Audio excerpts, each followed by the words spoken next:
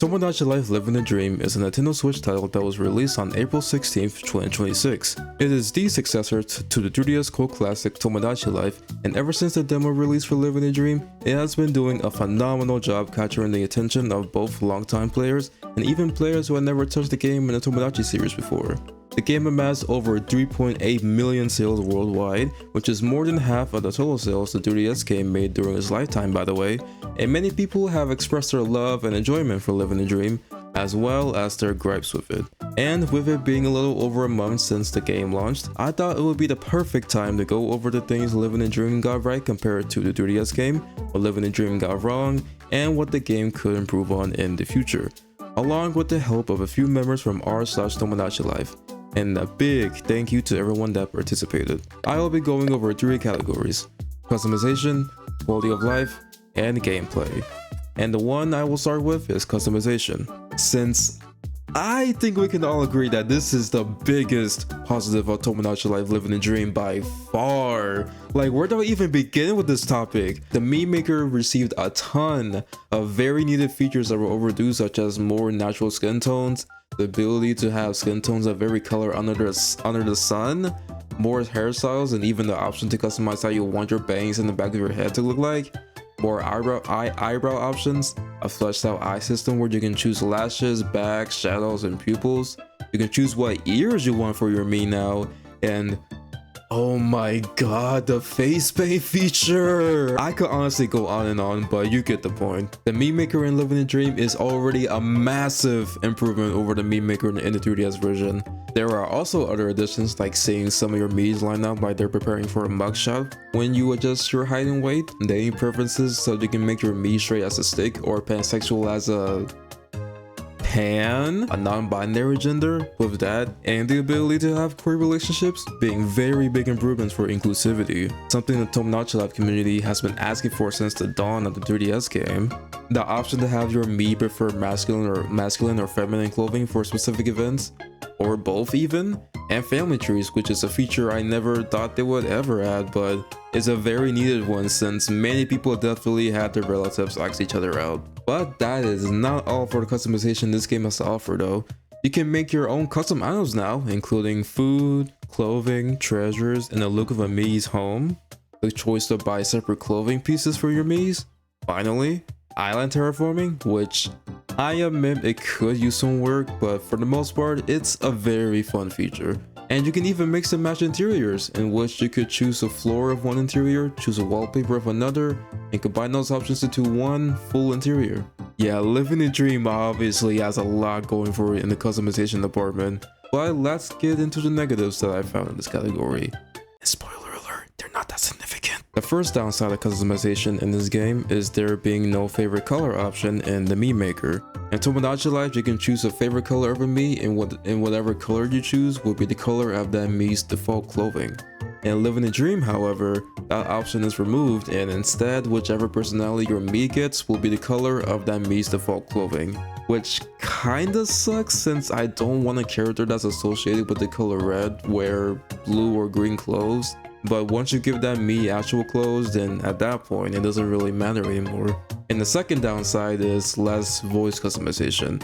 In the 3DS game, there were 5 sliders for a Mii's custom voice, while in Living a Dream there's only 4, which I don't mind. The differences in how the voices sound in Living a Dream compared to the 3DS game are literally night and day, so it's fine, at least to me. But I think adding one more slider at the very least would help someone in finding their preferred voice. Alright, next up on the category list is quality of life, which should be a pretty short section since I didn't find too much information on this topic. But starting off the list of positives, we have more variation in dialogue. The dialogue in this game generally feels better than in Tomodachi Life on the 3DS, which in turn makes me more emotionally attached to my characters. I always felt like once I got past a certain point in the 3DS game, the things my Mii's talk about would eventually turn into a repetitive cycle. Now, don't get me wrong, the dialogue in Living a Dream can get boring as well, but it definitely seems like there's more variety in what my Mii's say now, instead of the same "I want a new hat" line 100 times in a row. And it feels like the time before you eventually get tired of your Mii saying the same things on a loop has increased. Next is bulk buying, in terms of buying different items all at once, because bulk buying was already a thing in the 3DS version. You can only do this in the food mart, the quick build shop, and the treasure shop though. I wish they had this feature for buying clothes too, but hey, it's better than nothing, right? And the last positive feature on the list is the ability to drag your Miis to other places, which is a very welcome change. I don't have much to say about this one. Now, on to the two negatives, with the first one being no online sharing, which is debatable. So there has been a lot of discussions about Nintendo not implementing the ability to share Miis and items online, and there are two sides of this argument. With one side saying, without online sharing, it's harder to recreate characters, items, and buildings perfectly, and the other side saying that if online sharing were a thing, then people would make the most wildly inappropriate creations ever. It's hard to say if this is truly a positive or a negative quality of life change, but I wrote it down as a bad one since it negatively affects the convenience of the player. And second, we have the Mii limit during the early game. Yeah, instead of you just being free to add any amount of characters you want at the start of the game, you're locked to one Mii until the next time you can add another one. Now this very much could be seen as a negative change since it doesn't allow the player to move at their own pace anymore, but for me personally, this was pretty helpful for my own Living the Dream series since I wanted everything to move at a slower pace anyway, and it helped with self-control a lot compared to when I would add like 20 characters in the first episodes of my older Tomodachi Life series. Speaking of my Tomodachi Life series though, I have a playlist full of my older videos and I have an ongoing Living the Dream series like I mentioned a bit ago. My main audience loves my playthroughs and because of that, you should subscribe. But anyway, on to the last section of the video, which is gameplay.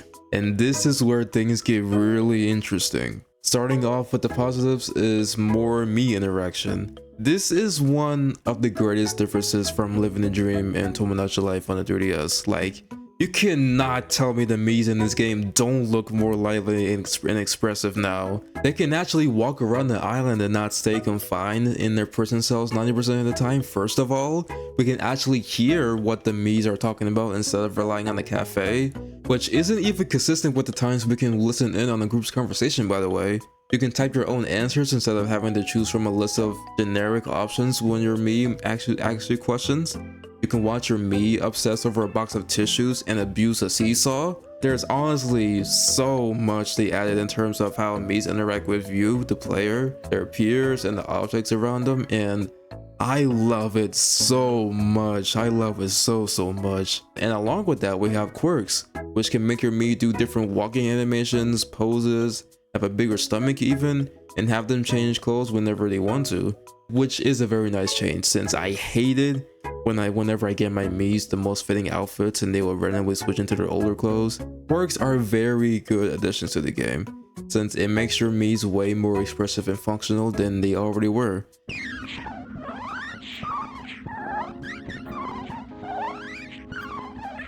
And then we have Lingo. Now, the one thing that made Lingo so much better is the fact that they removed censorship. Yup, you can have your Mii say the F word without any restrictions. And I was certainly surprised by this when I had my Mii say a phrase I can't say in this video essay.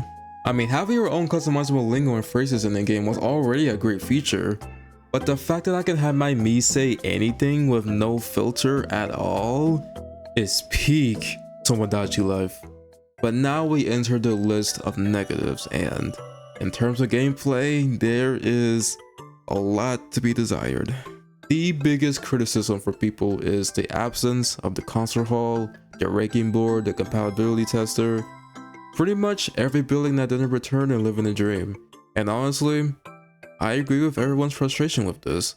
Part of Tomodachi Life's charm was the different types of buildings you can actually interact and have fun with, like the concert hall, which was a place where you can make custom songs and have your islanders sing them. That would have been such a great addition to Living the Dream, especially since there's no restrictions to what someone can say this time around. We also have the ranking board, where you can check who's the most popular Mii on your island, and which Mii you've neglected the most. The compatibility tester, which you can see which pair is the most compatible. While it didn't increase the chances of a certain pair getting together or anything, it was a fun little gimmick to see the wild pairs people can come up with. We have the observation tower, which held a quirky questions event, the park, which allowed you to play a frisbee game with 2 other islanders, and the amusement park, which held the Tomodachi Quest game mode. Now, I'm not gonna lie, it definitely gets boring after playing it a couple times, but it would have been really cool if they were to expand upon that and give us a number of different arcade games to play. The fact that they never brought back any of these attractions in Living the Dream though has to be one of, if not the biggest downside this game has. It would be really disappointing if they don't bring back at least some of these places in the future update. And without the charm the older game had, Living the Dream just feels kind of redundant in comparison. Now, these other negatives are found by me and some of the members of the Reddit community, with a member saying that they feel like romance happens too easily compared to the 3DS version. Honestly, I personally haven't found romance happening quickly in my playthrough, but I can definitely see that happening since it's easier to have your Miis meet up now. Another complaint I saw a few community members talk about was the fact that babies grow up very fast and they function almost the same as regular Miis. I have not reached this part of the game yet, so I really can't add my perspective on this, but I'm really hoping it's not as bad as these people say it is, even though it most likely is gonna be that bad, unfortunately. And now for my nitpicks on the game, starting with there being less places to confess at, which is also a problem a member of the Reddit community talked about. It just sucks how there's less options to have Miis confess at now, probably because there's less buildings now. Give the people what they want, Nintendo. And my other nitpick being that the dreams and news reports in Living the Dream are bland compared to the ones in the 3DS version. Now, it could most likely be that I haven't gotten to every dream and news report there is, but so far, Tomodachi Life on the 3DS mocks Living the Dream and Not Department Girl. Like, I'm sorry. The dreams in Tomodachi Life had more of that weird and unusual vibe, in which it should, because dreams are weird and unusual. And the news reports, while some of them didn't really hit hard for me, were fun. They were experimental. Like, the ideas for those news reports felt more out there compared to some of the events I witnessed so far in Living the Dream, like someone dreaming about a pole and someone being really indecisive on what they want to do for the day as a breaking headline. Who the hell decided to make a news report out of something so trivial like this? Now, I could see more of them as I progress, and everything I said could age terribly, but as of right now, Tomodachi Life did it better, I'm sorry. But we are now at the part of the video where I talk about what I think would make Living the Dream a better game. So, the meme maker is already a huge improvement from the older game, like we established before. But I think adding features like a color wheel for the main meme maker, for instance, more diverse hairstyles, more natural skin tones, the ability for face paint to attach to existing facial features, if that makes sense. Like if you draw your own pupils, they disappear when your bee blinks, and more customization for people who are disabled would be, in my opinion, amazing additions to the game.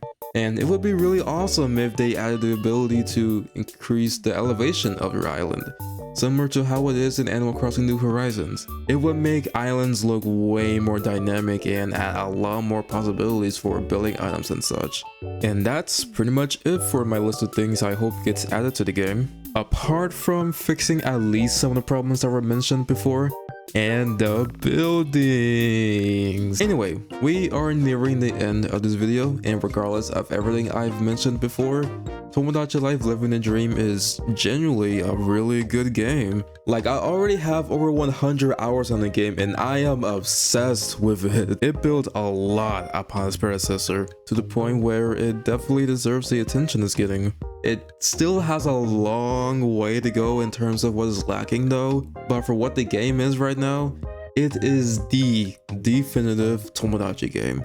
And that's really exciting since there's still a lot of room for Nintendo to experiment. I am very much looking forward to what this game holds in the future though, and I do hope they can deliver on its potential. And if you made it this far, thank you so much for watching. I've been making content on Tomodachi Life since April of last year, and ever since late 2025, it has been my passion to make the best videos I can about the game. It's actually been a part of my life ever since I played it back in 2014. I just never realized Tomodachi Life was so important to me until I slowly incorporated it into my YouTube identity. So leaving a like and subscribing really helps a lot on my journey. I am Myruzu, and I will see you all in the next one.